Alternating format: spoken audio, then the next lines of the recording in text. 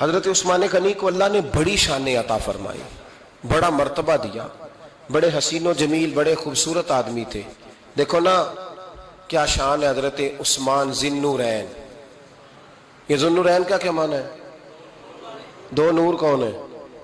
حضور کی دو صاحبزادیاں۔ اعلیٰ حضرت فرماتے ہیں نور کی سرکار سے پایا دوشالہ نور کا، نور کی سرکار سے پایا دوشالہ نور کا، ہو مبارک تجھ کو ذی النورین جوڑا نور کا۔ دو نوروں والے حضرت عثمان غنی۔ ایک بیٹی کا نکاح کیا، وہ وصال کر گئی تو محبوب نے دوسری بیٹی کا بھی نکاح کر دیا۔ یہ جو بیچارے پراپوگنڈے والے ہوتے ہیں نا، یہ پہلے دن سے صرف پراپوگنڈے میں ہی ہے، یہ نہ محب بن سکے نہ محبوب بن سکے۔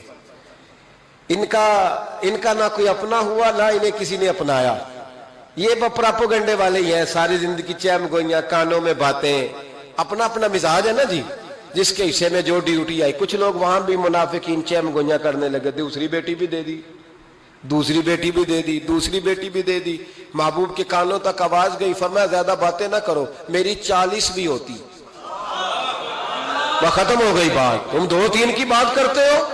حدیث مبارکہ کے لفظ ہیں، نبی پاک نے فرمایا میری 40 بھی ہوتی، ایک کے بعد دوسری انتقال کرتی رہتی، میں ساری عثمان کو دے دیتا۔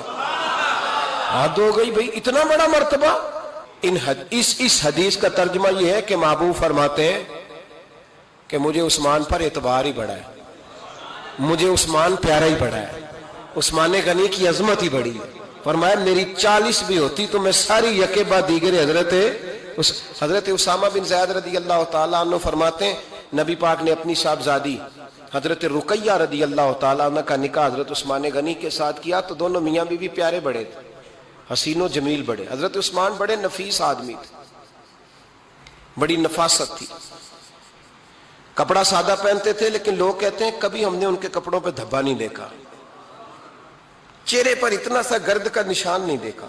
حضرت عثمان غنی سے کسی نے کہا کہ عثمان خوبصورت بھی بڑے ہو، پیارے بھی بڑے ہو، لیکن یار اپنے آپ کو وقت کتنا دیتے ہو، سجنے میں، سورنے میں، تیار ہونے میں کتنا وقت لگاتے ہو؟ فرمانے لگے حضرت عثمان غنی اتنا تو ٹائم ہی نہیں ہے کہ اپنے آپ کو دیا جائے۔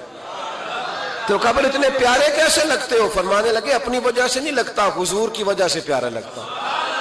کب وہ کس طرح؟ فرمانے لگے نبی پاک صلی اللہ علیہ وسلم نے ہمیں وضو دیا ہے، فرمایا ایک دفعہ وضو کر کے آئینے کے سامنے کھڑا ہوتا ہوں، یوں لگتا ہے اللہ نے میرے چہرے کو پہلے سے زیادہ نور